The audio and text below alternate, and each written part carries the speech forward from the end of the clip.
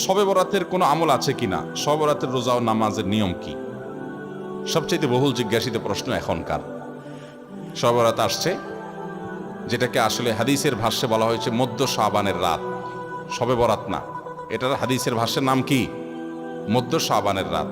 এই মধ্য শাবানের রাত বা মধ্য শাবানের রজনী, এই রাতে যেটাকে আমরা শবে বরাত বলি, এই রাতের নামাজের নিয়ম কি? কয় রাকাত পড়তে হবে, কোন রাকাতে কোন সূরা কতবার পড়তে হবে, এটা বহুল জিজ্ঞাসিত একটা প্রশ্ন। এবং এ ব্যাপারে আমরা অনেকে জানি যে শবে বরাতের নামাজে এত রাকাত পড়তে হবে, সেখানে সূরা কুল হু আল্লাহু ইখলাস এতবার পড়তে হবে, ইত্যাদি ইত্যাদি। লাইলাতুল কদর ছাড়া অন্য যে সমস্ত রাতের ফজিলত আছে, এর মধ্যে 10টা রাতের কথা আল্লাহ তাআলা শপথ করেছেন, ওয়াল ফাজরি ওয়া লায়ালিন আশর। সে 10টা রাত হলো জিলহজের প্রথম দশক। খবরও নেই আমাদের দেশে মানুষের, যে রাতগুলোর শপথ আল্লাহ কোরআনে করছেন, কত ফজিলতপূর্ণ, কিন্তু জিলহজের প্রথম দশকের রাতের কোনো বিশেষ ফজিলতের কথা আমরা কয়জনে জানি? যাই হোক, মধ্য শাবান রজনীর কথা আমরা বেশি জানি শুধু না, সবচেয়ে বেশি আমরা এ রাতে ইবাদত বন্দেগীর চেষ্টা করি। তো সবচেয়ে বেশি চেষ্টা তো হওয়া উচিত হলো লাইলাতুল কদরে।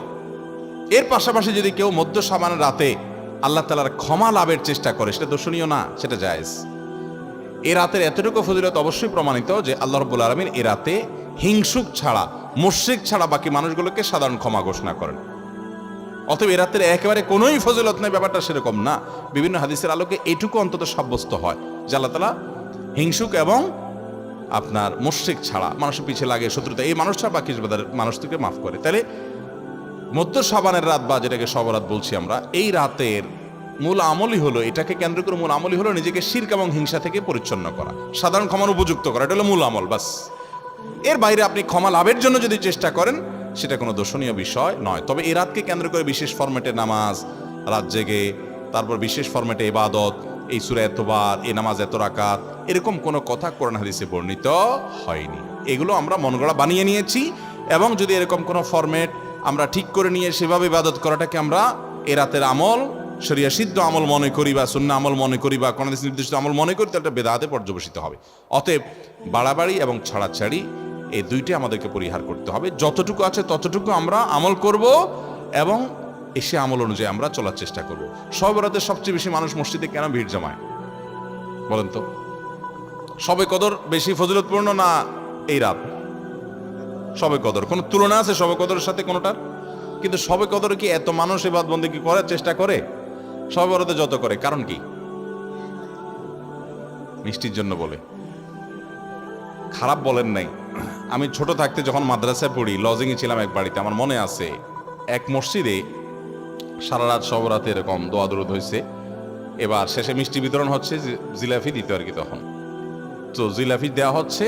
তো এক আল্লাহর বান্দা তার যে জিলাপি দিচ্ছে সবার দুটা দুটো করে দিচ্ছে, ভুলে তার একটা পড়ছে আর কি।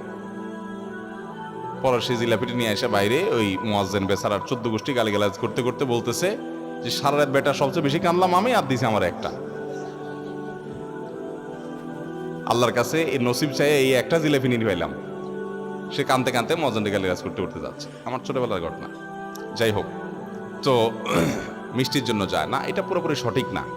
এত অভাব পড়ে না যে সারা রাত মানুষ মসজিদে পড়ে থাকবে একটু মিষ্টি একটা প্যাকেটের জন্য, আমার মনে হয় না।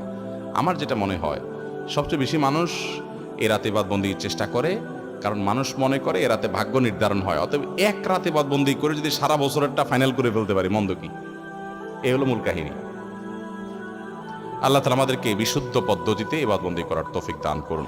তাহলে ভাইরা আমার, মধ্য শাবানের রজনীতে আমরা আল্লাহ তাআলার কাছে ক্ষমার উপযুক্ত হওয়ার জন্য, হিংসা শিরক থেকে মুক্ত হওয়ার চেষ্টা করব। ক্ষমা পাওয়ার জন্য প্রচেষ্টা আমাদের থাকবে। কিন্তু ওই যে বেদাতি পন্থায় বিশেষ ফর্মে ঠিক করে ইবাদত, নামাজ, হালুয়া রুটি খায় মানুষ। হালুয়া রুটি কেন খায়? কেন খায় হালুয়া রুটি ভাই? সারা দেশে অনেক জায়গায় এখনো এটা হালুয়া রুটি ওই দিন বানাবে মানুষ। হালুয়া রুটিটা কেন হয় বলেন তো? বলে যে নবী সাল্লাল্লাহু আলাইহি সাল্লাম উহুদের যুদ্ধে তার দন্দান মোবারক শহীদ হয়েছে, এই জন্য উনি শক্ত খানা খাইতে পারতেন না, হালুয়া খাইতেন। এই জন্য আমরা হালুয়া খাই। আরে ভাই, নবী সাল্লাল্লাহু আলাইহি সাল্লামের দাঁত ভাঙছে প্রথম কতল, ওটা শাবান মাসে ঘটেই না, ওটা পড়ছে আরেক মাসে। আপনি এটা এই মাসে আনলেন কোত্থেকে? আচ্ছা, তারপরে যদি ধরে নেই এই মাসেই হয়েছে, তো ওনার দাঁত ভাঙছে কাদের আঘাতে? মুশরিকদের আঘাতে, তাই না? আল্লাহর দুশমনদের আঘাতে। তো কাফেরদের আঘাতে, দাঁত ভাঙাতে উনি হালুয়া খাইছে বলতেছেন, যদি এটার কোনো ভিত্তি নেই, বোগাস কথা। তারপরে ধরে নিলাম, তো আপনি ভালো দাঁত নিয়ে হালুয়া খাচ্ছেন কোন শরমে? আপনার বাপের একটা শত্রু আছে, আপনাদের ফ্যামিলির একটা শত্রু আছে, সে আপনার বাপের ধরে আচ্ছা ধরে মেরে ঠ্যাং ভেঙে দিছে। আপনার বাপ বেচারা ওই ভাঙা ঠ্যাং নিয়ে একটা লাঠি নিয়ে ভর করে করে খোড়ায় খোড়ায় উনি হাঁটেন, কারণ পা ভেঙে গেছে বেচারা। আপনি আপনার বাবার ওই যে শত্রু, যে আপনার বাপের পা ভাঙছে, ওই শত্রুর সাথে আপনার বিরাট দরম বরম দোস্তি, চা দোকানে আড্ডা ফাড্ডা মারেন, সব জায়গায় ঠিক আছে, কিন্তু বাড়িতে আইসা বাপের সামনে আপনি ভালো পাও নিয়া একটা লাঠি নিয়ে আপনি খোড়ায় খোড়ায় হাঁটেন। কেন? বাবার প্রতি সহমর্মিতা দেখা, যে আমার বাবার যেহেতু পা ভেঙে দিছে, এই জন্য বাবা খোঁড়া খোঁড়ায় হাঁটে, আমি এখন ভালো পাও নিয়া লাঠি নিয়ে খোঁড়ায় খোঁড়ায় হাঁটতেছি। কি বলেন? এই দৃশ্য যদি দেখে আপনার বাপে কি করবে? হাতের লাঠিটা দিয়ে বলবে, আমার পাও যা যাক, তোর আগে কয়টা বাড়ি দিই বেয়াদব, তুই আমার ভেঙ্গাইতে আসছস? আমার পা ভাঙছে যারা, তুই পারলে তাদেরকে বিচারের আওতায় আনবি, তাদের একটা বিহিত করবি। সেটা না করে তার লগে তলে তলে তোমার সম্পর্ক, তুমি আসছো আমার এখানে নাটক করে আমার সহমর্মিতা জাহির করতে। নবী সাল্লাল্লাহু আলাইহি সাল্লামকে যারা দাঁত ভাঙছে তাদের সাথে তো দোস্তির কোনো কমতি নেই, তাদের প্রতি তো আপনার সহমর্মিতার কোনো কমতি নেই, ওয়ালা বারা বলতে কিচ্ছুই নেই। কিন্তু আপনি হালুয়া খায়া ভালো দাঁত নিয়া আপনি নবী সাল্লাল্লাহু আলাইহি ওয়াসাল্লামের প্রতি সহমর্মিতা প্রদর্শন করছেন। এর চেয়ে হাস্যকর আর কি হতে পারে? আল্লাহ আমাদেরকে সঠিকভাবে দিন পালন করার তৌফিক দান করুন। শহরাতে আসলে ওই যে আগে এক সময় আমরা দেখতাম পটকা ফুটতো, বাজি ফুটাইতো, যাক আলহামদুলিল্লাহ এগুলো পুলিশ প্রশাসনের নির্দেশনার কারণে থামছে। এরপরে ওই যে আতশবাজি করা, রাতে গোসল করা, অনেক তামাশা আমাদের সমাজে আছে শহরাতকে কেন্দ্র করে, শত শত বেদাতের আয়োজন এ রাতকে কেন্দ্র করে আছে। আল্লাহ আমাদেরকে এগুলো থেকে বেঁচে থাকার তৌফিক দান করুন। আমরা আল্লাহর কাছে ক্ষমা লাভের চেষ্টা করবো, আল্লাহ আমাদেরকে ক্ষমা লাভ করার, ক্ষমা পাওয়ার তৌফিক দান করুন। এরপর প্রশ্ন হলো, এতেকাফ কত রমজান থেকে করা উত্তম? এতেকাফ অবস্থায় কি কি করা যায় আর কি কি করা যাবে না একটু জানাবেন, কারণ আমাদের সমাজে এতেকাফ নিয়ে অনেক ভুল শর্ত দেওয়ায় অনেকে ভয় আর এতেকাফ করতে চায় না। ভাইরে, তিনটা ইবাদতের স্বাদ খুব দ্রুততার সাথে বান্দা পায়, নগদে পায়। এর ভিতরে একটা হলো সিজদা, নামাজ। একটু আগে বললাম, যদি সুন্দর করে পড়েন আপনি নগদে স্বাদ পাবেন। একটু লম্বা সিজদা দিয়ে একটু চোখের পানি ফেলাই দেখেন, আল্লাহর কাছে খুব স্বাদ পাবেন, তৃপ্তি পাবেন। আরেকটা হলো এতেকাফ। এতেকাফ, সুবহানাল্লাহ, এর স্বাদ যে পাইছে তাকে আর কেউ বেঁধে রাখতে পারবে না।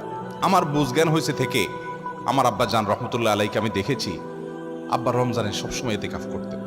সচরাচর কোনো বিশেষ বিপদ না হলে তিনি এতেকাফ ছাড়তেন না।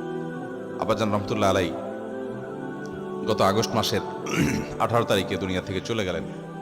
কয়েক মাস হলো।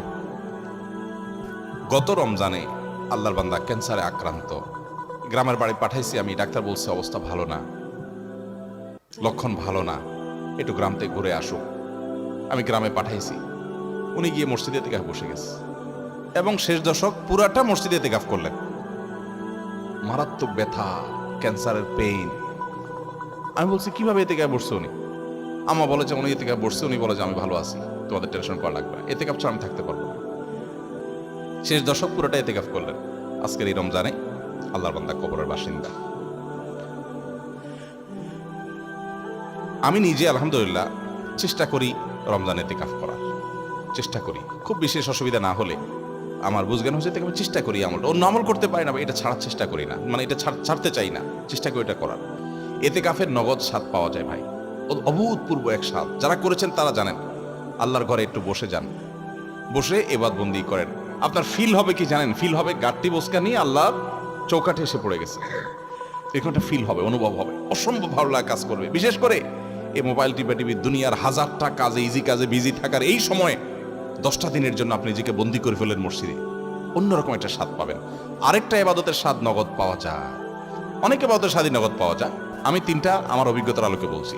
সেটা হলো আরাফাতের ময়দানের দোয়া। আল্লাহ যাদেরকে তৌফিক দিয়েছেন তারা জানেন কি তৃপ্তি, কি স্বাদ, কি ভালো লাগা। সেই দুপুর থেকে দোয়া একদম সূর্য অস্ত যাওয়া পর পর্যন্ত লম্বা সময়, কয়েক ঘন্টা পর্যন্ত চাই, মন ভরে চাওয়া যায়, খুব ভালো লাগে কাজ করে। আল্লাহ আমাদেরকে সব ইবাদতের স্বাদ পাওয়ার তৌফিক দান করুন।